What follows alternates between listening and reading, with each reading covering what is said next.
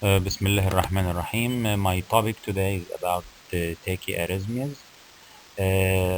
Through the presentation, I will explain the different mechanisms of tachyarrhythmias, and also I will show tracings for the different forms of tachyarrhythmias. And finally, we will take some slides to differentiate between the different forms of tachyarrhythmias from ECGs.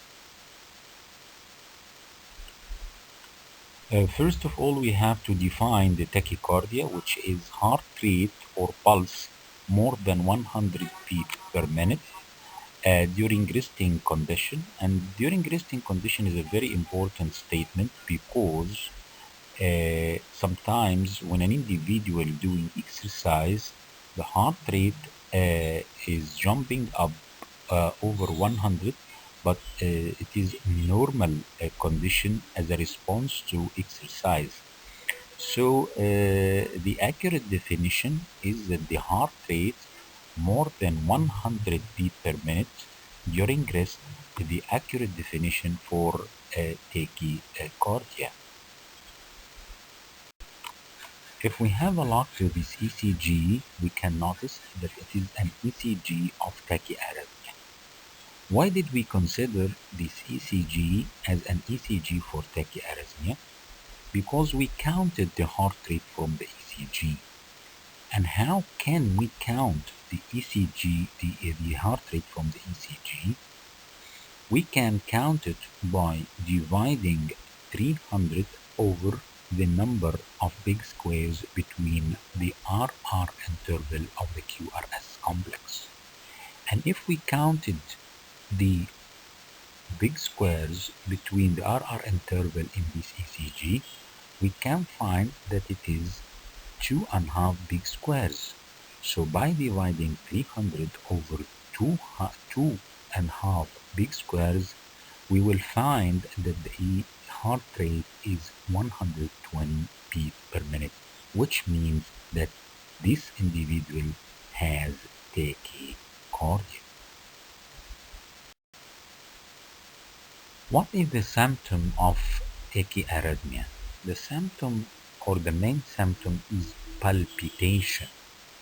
And if we have a look to the photos in these slides, which explain the symptomatology of the patients who is suffering from tachycardia, which is palpitation. The patient will come to you suffering from awareness of heartbeats or palpitation. How can we count the heart rate or the pulse? Generally and clinically, we count the heart rate over the radial artery in 1 minute. And it is important here to state that we have to know properly the anatomy of the radial artery to count the pulse properly. And also an important statement is to count it in 1 minute to avoid fallacies due to this arrhythmias.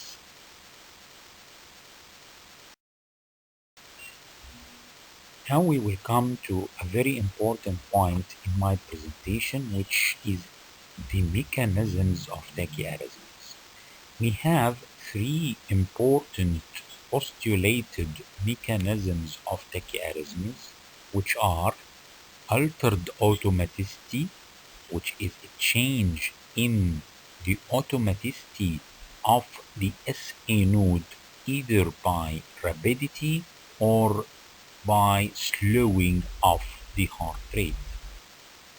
The second mechanism is the triggered activity, which is the effect of external factor over the conductive and the impulse system of the heart. And the third mechanism is the re-entry, which means that there is a circuit over at the heartbeat is running over to form the tachyarrhythmia. One of the mechanisms of the tachyarrhythmia which we need to explain thoroughly is the re-entry mechanism. The re-entry mechanism can occur due to a microscopic re-entry like the AV nodal re-entrant tachycardia, or macroscopic re-entry which is due to accessory pathway which occurred in the WBW syndrome. This circuit should have some characteristics to allow it to function as a re-entry. The first, that it should has a slow conduction lamp and a fast conduction lamp. The slow conduction lamp is recovery, its recovery is fast, and the fast conduction pathway, its recovery is slow. This is allow the electrical impulse when it goes down through the slow conduction pathway with the fast recovery to reach the distal limb of the fast conduction pathway, which has a slow recovery, and to find it recovered after the first re-entry. This is allowed the re-entry to continue, and this is allowed to tachyarrhythmia to occur.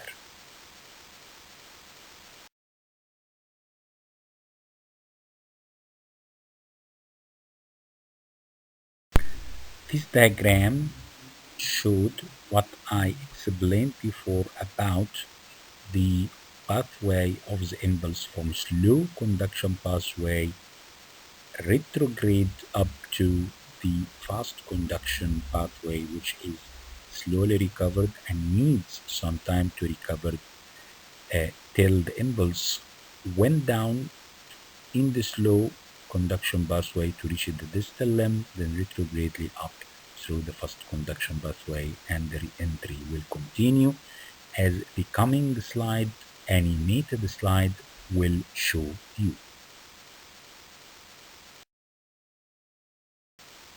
This animated slide show you the actual mechanism of the re-entry as I explained before. We have three important arms for the classification of tachyarrhythmia. The first arm, is it narrow or wide complex, QRS complex I mean, tachyarrhythmias. It is regular or irregular tachyarrhythmia. It is supraventricular, which is initiated from the AV node or above, or it is ventricular, which is initiated from the ventricle.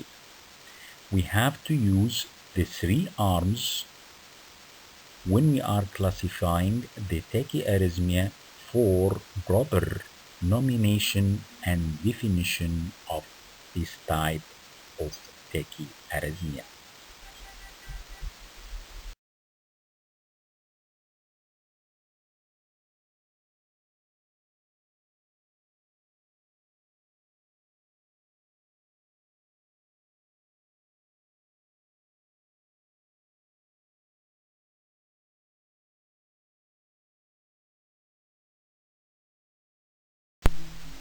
In the coming three slides, I will show you the mechanism of initiation of the narrow complex tachycardia and the wide complex tachycardia. Those are animated slides which will show you the initiation, the conduction of the impulse to initiate the narrow complex tachycardia or the wide complex tachycardia. Please show this slide carefully because it will explain to you how the tachycardia initiated and how it will be narrow or wide.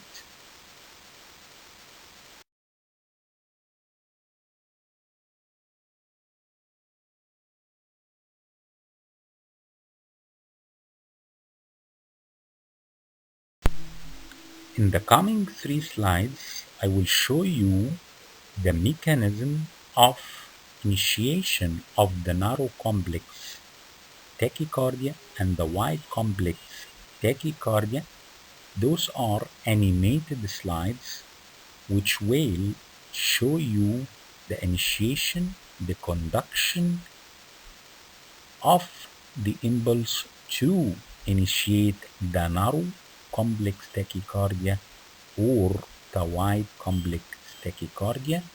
Please show this slide carefully because it will explain to you how the tachycardia initiated and how it will be narrow or wide.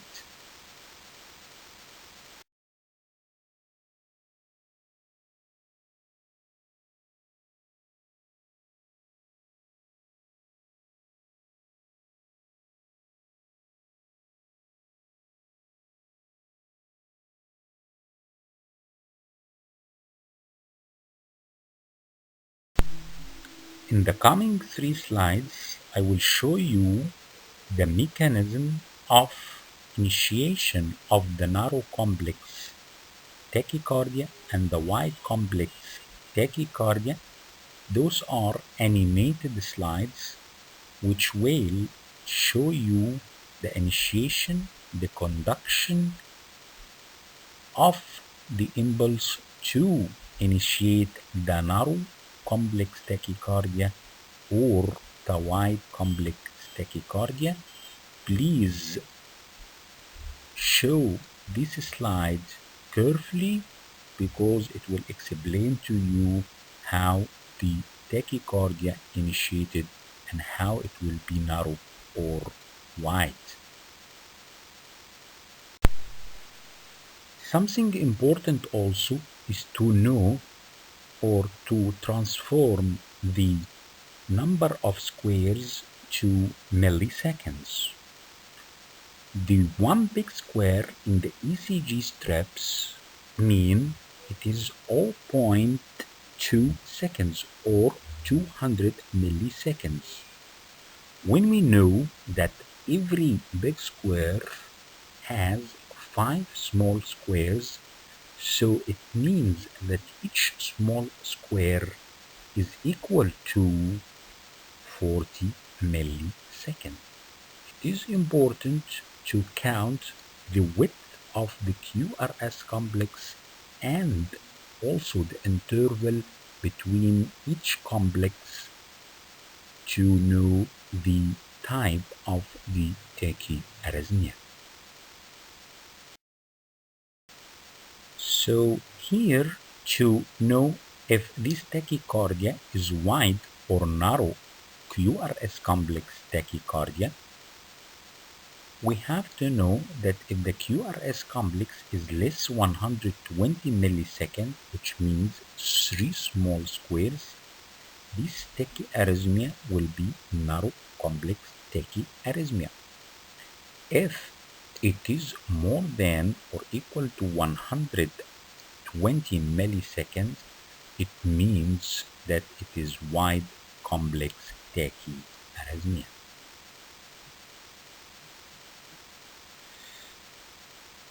The narrow complex tachycardia might be regular or irregular. Regular, like sinus tachycardia, atrial tachycardia, AV nodal reentrant tachycardia, which is a micro reentry circuit inside the AV node, or AVRT or atrioventricular reentrant tachycardia, which is a macro reentry circuit due to accessory busway or WDW. Atrial flutter with regular AV conduction, and sometimes also the conduction is variable with atrial flutter, which make the tachycardia to be irregular, like atrial flutter with variable AV block, or the most important form of tachycardia, irregular tachycardia with atrial fibrillation. And I will show you a tracings for all these kinds of these tachycardias.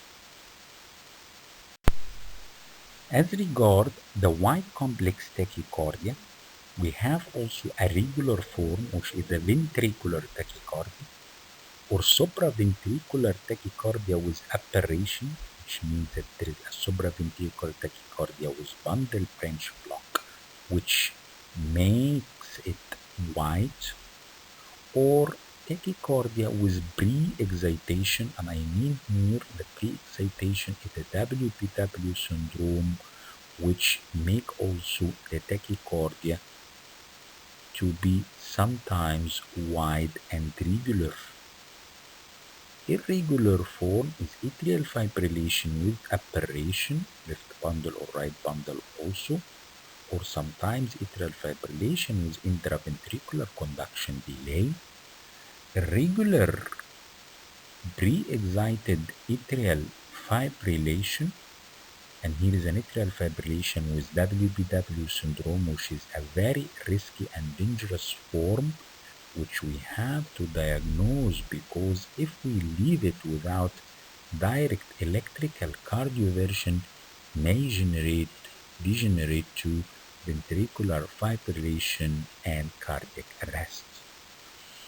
Regular also form of the wide complex tachycardia is the polymorphic ventricular tachycardia, or what's called torsade de bois, or swinging around the point. This is another form, another risky form for irregular wide complex tachycardia.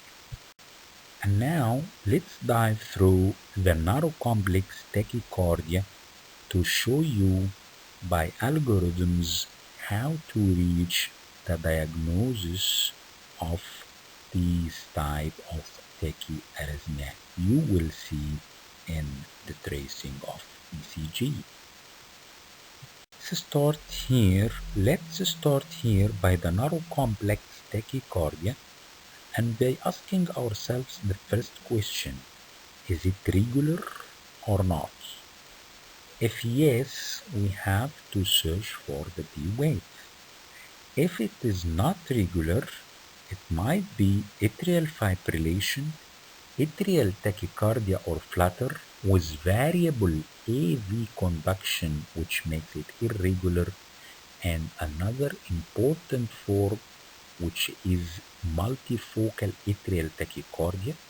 And in the multifocal atrial tachycardia, it makes sense to know that due to multiple foci, it will be a multiple conduction, and it will be a irregular narrow complex tachycardia, which sometimes change it to be atrial fibrillation over time. After assessing the regularity, we shift to the other point, which is the P wave. If there is absent P wave, we have to suspect about the AV nodal reentrant tachycardia. If there is an B wave, we have to know the atrial rate and the ventricular rate. The atrial rate can be counted from the P wave we see, and the ventricular rate can be counted by the QRS complex. If the atrial rate is more than the ventricular rate, so the diagnosis here could be atrial flutter or atrial tachycardia.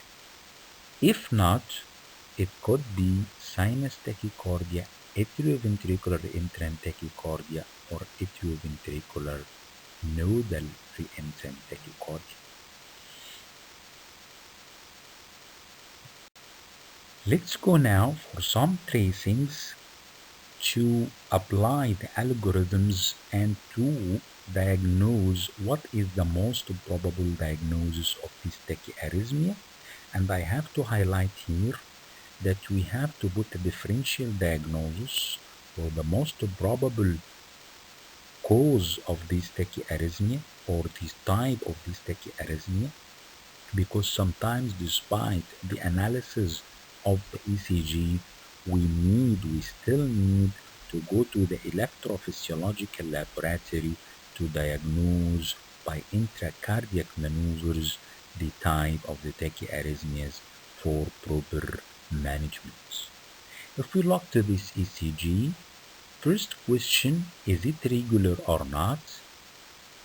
Yes, it is regular. How, what is the rate? It is above 100 because between two RR interval, or the RR interval here is up less than 3 big squares, so it is about 110 or 120 beat per minute. The third point, it is narrow or wide.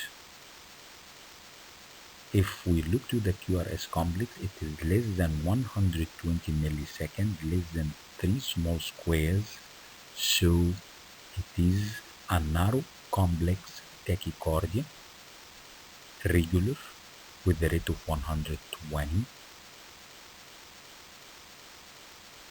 Is there a P wave? Yes, there is a P wave here.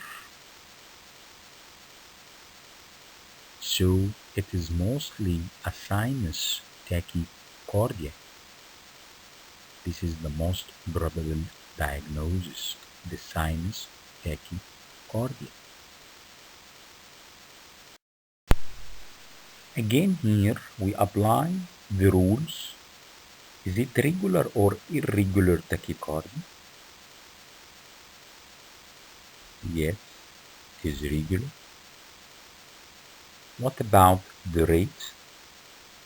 Two big squares between two complexes, each two complexes. So 300 divided over 2 means 150 beat per minute. Is it narrow or wide? The QRS complex is less than 3 small squares, less than 120 milliseconds, so it is narrow complex tachycardia. There be wave or not? Yes, there is V wave preceding every QRS complex, so it is sinus tachycardia. If you'd like to the B wave, you have to look it here in this ECG in the most evident sector, which in V1, as the arrow shows you.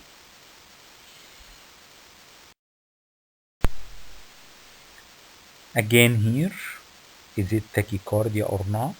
Yes, because the interval between the two complexes is 2 squares.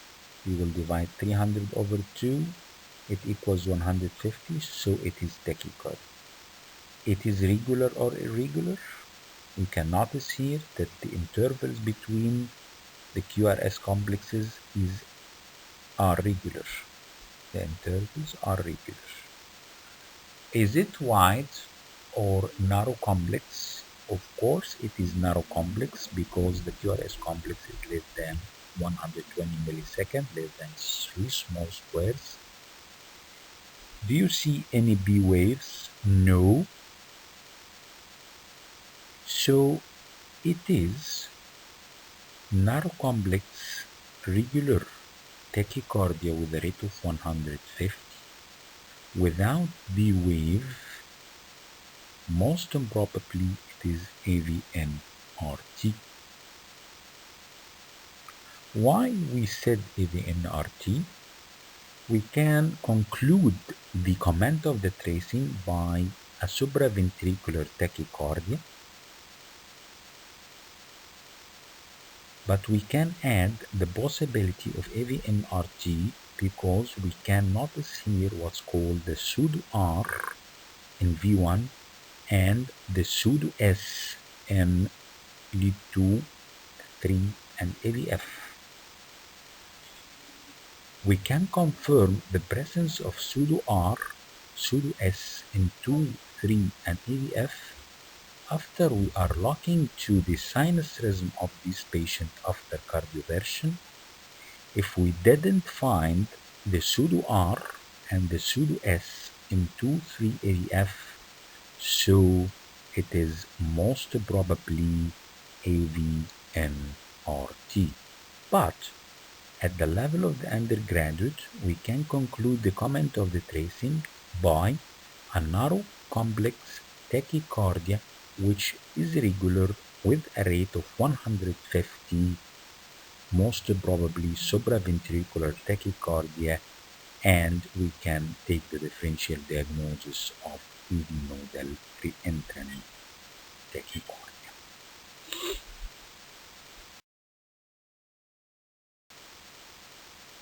If we have a look to this tracing and follow the rules, is it tachyarrhythmia or not? Yes, because the interval between the QRS complexes is about 1.5 big square, which means that the heart rate is about 170 to 180 beats per minute. Is it regular or irregular? Is it also regular here? Because if we look to the QRS complexes and the intervals between them, we have to say that it is regular interval. And if we ask the third question, is it wide or narrow complex? It is narrow complex tachycardia because the QRS complex is less than 120, three small squares, so it is narrow complex tachycardia. The fourth question, it is there any P wave? No, we cannot see any P wave. So this is a supraventricular narrow complex tachycardia with a rate of about 170 beats per minute. So if we look to the sinus tracing of this patient after converting her tachycardia, we can see and we can recognize the cause of this tachycardia by the presence of slurring. If we look here to V2, V3, we have to appreciate the slurring at the start of each QRS.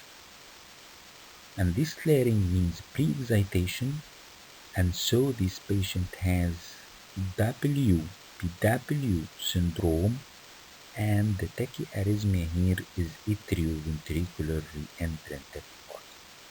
Only we can know the cause of this tachyarrhythmia after the patient converted to its sinus rhythm by appreciating the presence of the delta wave or the slurring which is present in the start of each QRS complex and evidently appear in V1 or V2 here, V2 and V3 here in this ECG.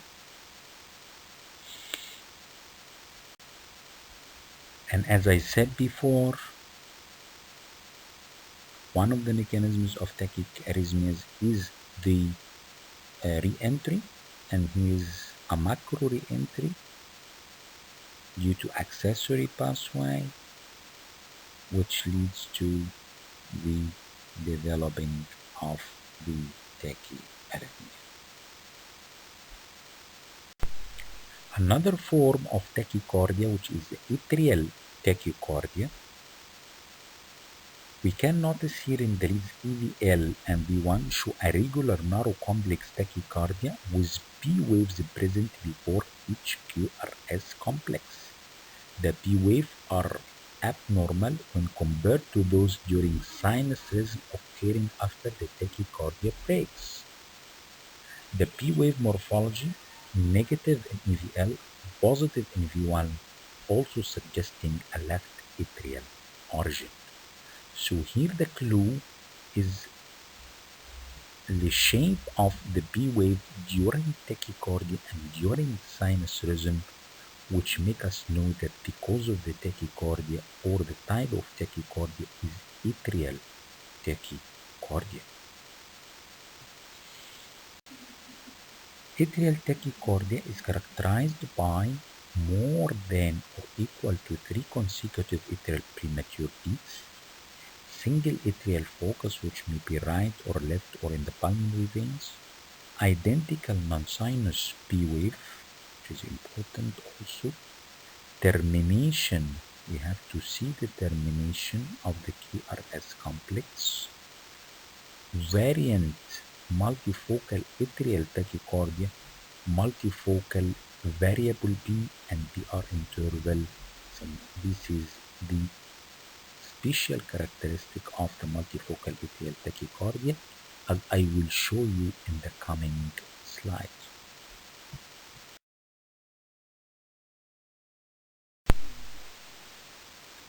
Here is what I said before, the multifocal atrial tachycardia with variable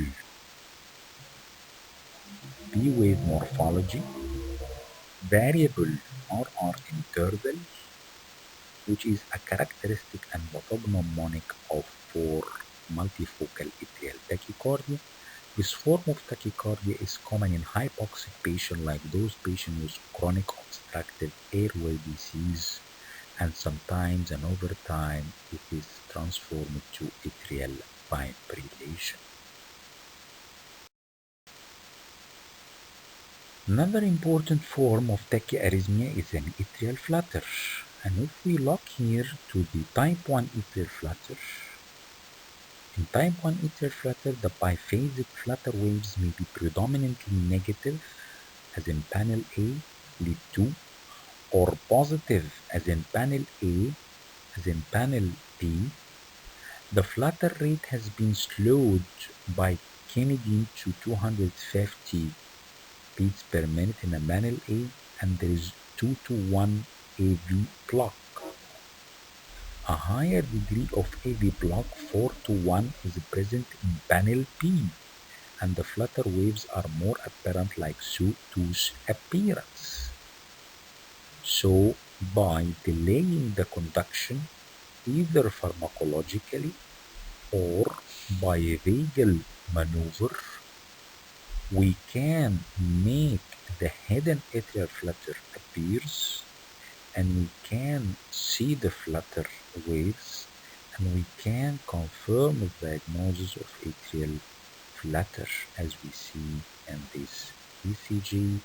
The slowing of the heart rate is done pharmacologically to show us the 2 to 1 AV block of the atrial flutter, and the 2 to 1 AV block of the atrial flutter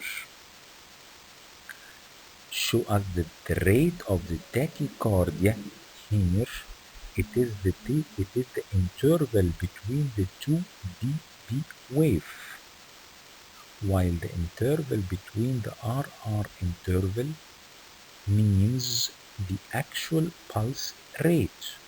But the actual rate of the tachycardia we can count by counting the distance between each PP wave. If I'd like to explain it, like in panel B, what is the rate of the tachyarrhythmia? What is the rate of the flutter? If we have a look here to the distance between the two flutter waves, it is about 1 big square, which means that the flutter rate here is 3 beats per minute. But due to the delaying ability of and the blocking ability of the AV node, it blocks 4 beats and allow 1 beat to pass. So the heart rate here is the quarter of the 300, which is 75 beats per minute.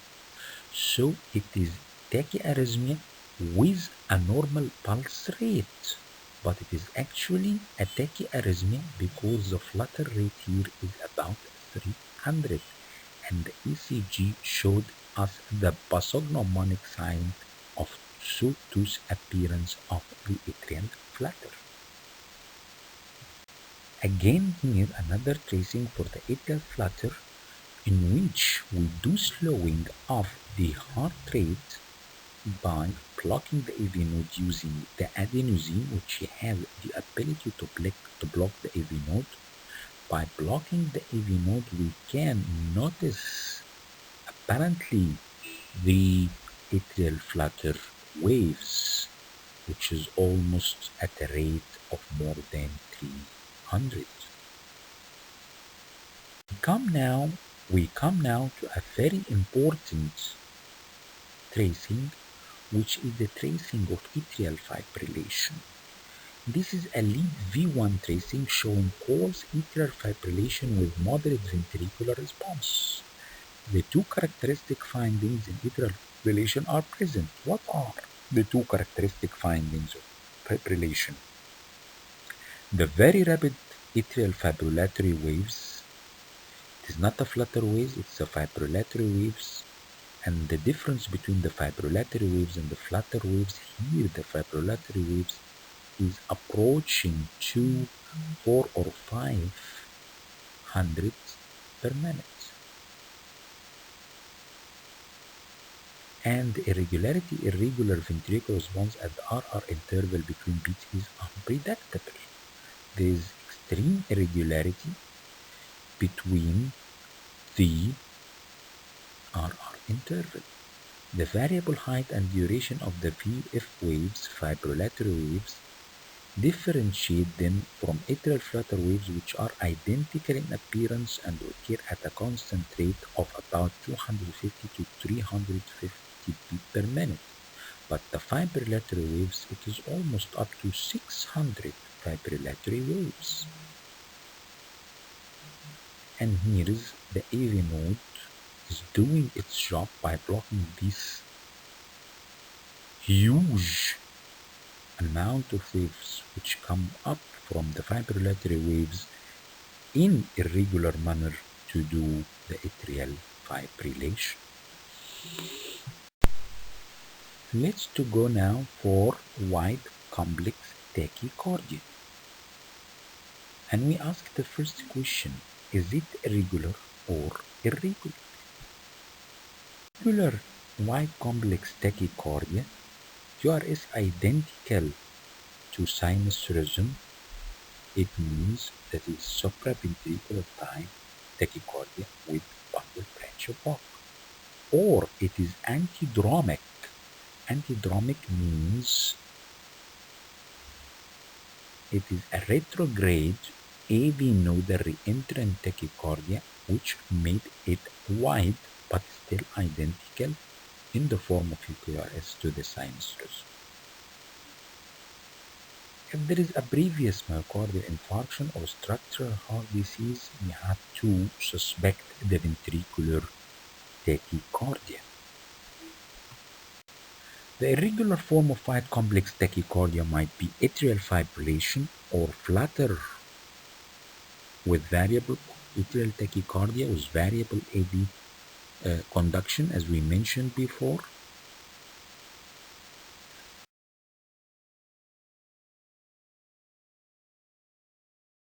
And here is an important algorithm to differentiate between the supraventricular tachycardia and with apparition and a ventricular tachycardia. So this forget the algorithm to differentiate between supraventricular tachycardia with apparition and the ventricular tachycardia because of both of them are wide complex tachycardia, but the line of treatment and the prognosis are different. Absence of an RS complex in all pericardial leads. If it is yes, so it is in favor of ventricular tachycardia. If no, we have to look to R to S interval. If it is more than 100 milliseconds in one pericardial lead, so it is in favor of ventricular tachycardia. If no, we have to look for the very important pathognomonic sign for ventricular tachycardia, which is an AV dissociation. And an AV dissociation, if present, it means ventricular tachycardia, and it is very logic because ventricular tachycardia, the impulse initiated from the ventricle, while the normal impulse initiated from the SA node a different duration, different time, so definitely will be an AV dissociation. If no morphology criteria for ventricular tachycardia present or not, both in pericardial leads V1, 2, and V6. If yes, it is ventricular tachycardia. If no, it is supraventricular tachycardia with aberration. As I mentioned in the algorithm before, there is some characteristic features favoring VT. QRS duration more than 140 milliseconds. AV dissociation, as I mentioned before, superior axis deviation from negative 90 to plus 180. Capture or fusion beta, and I show you an ECG for the capture and fusion beta, and I will explain. Pericardium concordance, which is negative concordance, all negative QRS morphology in the pericardial leads. Initial delay of the QRS upstroke. Those 6 criteria are favoring VT, not confirming but favoring VT. Despite the presence of capture or fusion beat and AV dissociation, if I found and if I can recognize clearly, we can confirm the diagnosis of ventricular tachycardia. Let's have a look to the final slide of wide complex tachycardia, which is regular, rate of 160 or 70 because of the counted big squares, which we have to divide 300 over the counted about two less than two big squares. So it is 160 to 170, regular as I mentioned. And of course it is wide complex because the QRS is more than 3 small squares. It's about 120 milliseconds. So it is wide complex tachycardia, regular tachycardia, mostly ventricular tachycardia. Why? Because we can notice here in the arrows the AV dissociation, and also we can notice what's called the capture beat and the fusion beats. The capture beats mean that the impulse arriving from SE node is capturing the ventricle before the ectopic impulse in the ventricle. So that's why there is a narrow complex like sinus, the capture beat. The fusion beat means that the impulse initiated from the ventricle and that coming from the SE node meet each other at the same time doing an impulse with a width between the sinus and the ectopic one. So the capture and fusion beats here are pathognomonic for ventricular tachycardia. Also AV dissociation is pathognomonic for ventricular tachycardia. And I have a final statement here to know and to remember all through your practice that when you find a wide complex tachycardia, you have to consider it as ventricular tachycardia until proved otherwise. Why? Because it is the most dangerous form of tachycardia, and we have to deal with it by cardiac electrical cardioversion. So we have to consider every wide complex tachycardia as ventricular tachycardia until proved otherwise. And this was my final slide, and I hope that I was able to explain the title of the tachyarrhythmia, the mechanisms, the different tracings of the tachyarrhythmia, either narrow or wide, and we have to consider in our comment the rhythm of the tachycardia, it is regular or irregular, the rate of the tachycardia by counting as we said before, and how to calculate it from the ECG. It is a narrow complex or wide complex also, by counting the small squares to know if it is more or less than 120, to define if it is narrow or wide complex tachycardia. Finally, we have to set if it is supraventricular or ventricular tachycardia by the if we find some of the criteria as I mentioned and explained in my presentation. Finally, thank you for your attention and do not hesitate to call me if you have any inquiries.